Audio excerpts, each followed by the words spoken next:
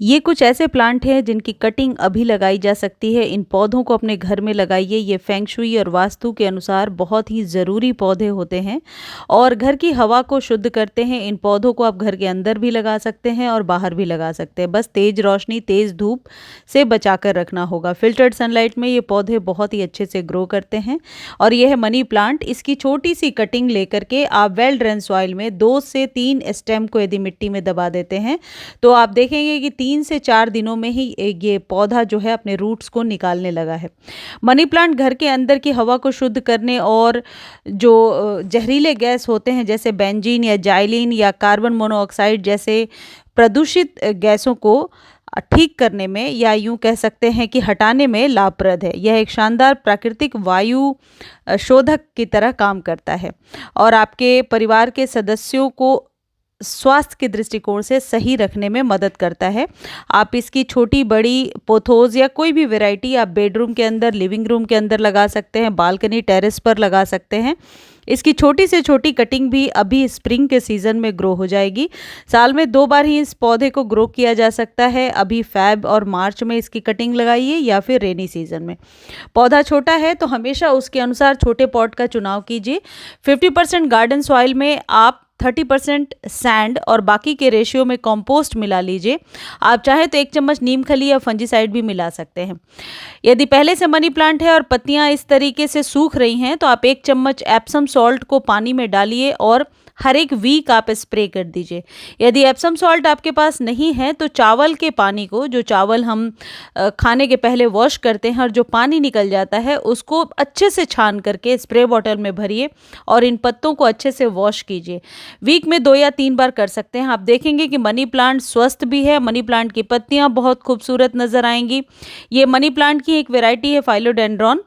Money plant की किसी भी वैरायटी पे आप इसका इस्तेमाल कर सकते हैं। अगला जो पौधा है ये है स्नेक प्लांट, जिसे सिंसोवेरिया कहते हैं और ये नासा द्वारा अप्रूव्ड एक वायु शोधक प्लांट है। इसे आप सिंसेवेरिया के नाम से भी खरीद सकते हैं। इस पौधे को पानी में उगा सकते हैं। इसकी एक पत्ती से बहुत सारे पौधे बना सकते हैं। छोटे छोटे लीफ को काट करके वेल ड्रेन सॉइल में आप दबा दीजिए और देखिए बहुत जल्दी इसकी रूट्स बन जाएंगी। अन्य इंडोर पौधों की तरह स्नेक प्लांट एयर प्यूरिफायर का काम करता है। यह पौधा रात में CO2 को ऑक्सीजन में बदल सकता है। बेडरूम को सजाने के लिए यह पौधा एक अच्छा विकल्प है क्योंकि यह हवा को शुद्ध करता है।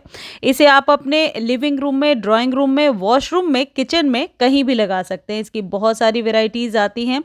ये कभी भी ना मरने वाले पौधे होते हैं। इनको साल में 2 बार आप चाहें तो फर्टिलाइज कर दें, सिर्फ वर्मी कंपोस्ट दीजिए। इन पौधों को जमीन में भी लगाया जाता है। छोटे कंटेनर में लगाकर बच्चों के स्टडी टेबल पे रख सकते हैं, अपने ऑफिस के टेबल पे रख सकते हैं। देखिए पत्तियों को यदि आप पानी में डुबो करके रखेंगे तो आप देखेंगे कि बहुत जल्दी रूट्स बनाई हैं। सिर्फ उस पानी को हर एक 2-3 दिनों पर आपको चेंज करना होगा।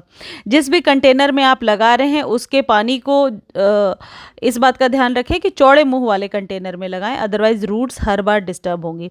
देखिए जब भी आप कट कर रहे हैं इस बात का ध्यान रखें कि ऊपर नीचे के पोर्शन में आप निशान लगाएं, अदरवाइज ऊपर का नीचे और नीचे का ऊपर हो जाता है। तो कट इस तरीके से करें कि आपको पता हो कि नीचे का पोर्शन, नीचे की लीफ कौन सी है जिसे मिट्टी में दबाना है और इस तरीके से मिट्टी में दबाइए। बार बार पानी देने की ज़रूरत नहीं है। एक बार अच्छे से पानी दे दीजिए, फिर 8 से 10 दिनों तक आप पानी नहीं देंगे। धीरे धीरे इसके रूट्स डेवलप हो जाएंगे और वहीं जहां आप बहुत ज़्यादा वाटरिंग करते हैं तो ये गल भी सकता है। यदि किसी के यहाँ अभी बरसात है तो बरसातों में ये नहीं ग्रो होगा, यानी कि पानी की मात्रा ज़्यादा हो जाएगी, तब आप बचा करके रखें। गीली मिट्टी में दबाना इसे ईजी रहता है। जब एक बार ये ग्रो हो जाएगा तो आप दूसरे कंटेनर में चाहे तो रीपॉट कर सकते हैं या फिर आप इसी कंटेनर में रहने दीजिए।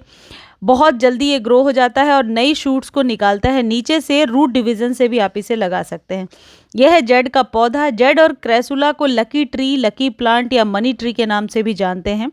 आजकल इसे घर में लगाने का ट्रेंड बढ़ता ही जा रहा है और इस पौधे को छोटे बड़े किसी भी कंटेनर में लगा सकते हैं।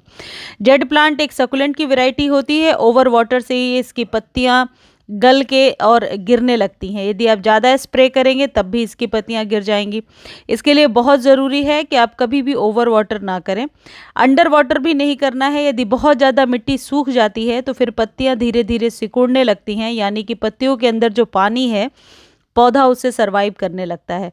तो पानी के लिए एक बैलेंस्ड वाटरिंग शेड्यूल को आप फॉलो करते रहेंगे तो ज़्यादा अच्छा रहेगा। वेल ड्रेन सॉइल में लगाइए। हमेशा छोटे कंटेनर में ग्रो होने वाला पौधा है, बड़े कंटेनर में इसके रूट्स गल जाते हैं। यह है क्रेसुला। क्रेसुला की 2 वैरायटी मैंने आपको दिखा दिया, दोनों में से कोई भी लगा सकते हैं। 50 रुपीज़ का भी आपको नर्सरी पर मिल जाएगा।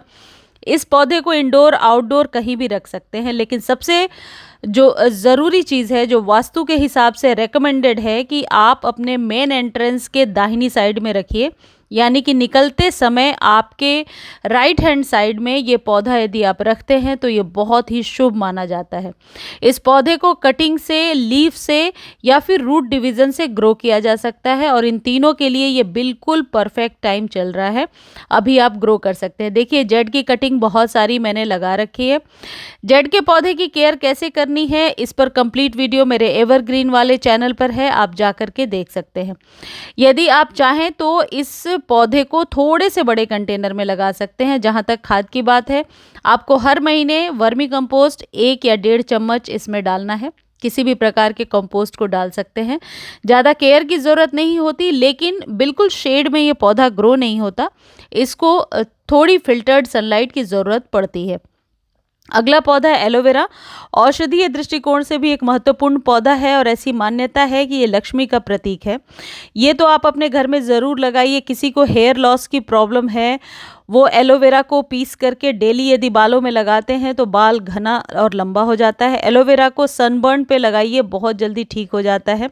एलोवेरा की जो अंदर की जो रस होती है, इसे किसी भी चीज़ के साथ मिला करके, जैसे वर्मी कंपोस्ट के साथ मिलाकर यदि खाद के रूप में आप इस्तेमाल करते हैं तो आपके पौधों के लिए एक बहुत ही बढ़िया खाद तैयार हो जाता है। अपने आप ही रूट से ग्रो होते रहते हैं ये, और इन्हें ज़्यादा पानी की ज़रूरत नहीं होती है।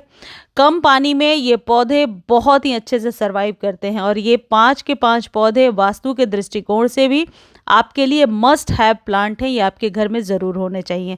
एलोवेरा को छोटे कंटेनर में भी आप लगा सकते हैं और बड़े कंटेनर में भी लगा सकते हैं। मुझे उम्मीद है जानकारी अच्छी लगी होगी। धन्यवाद।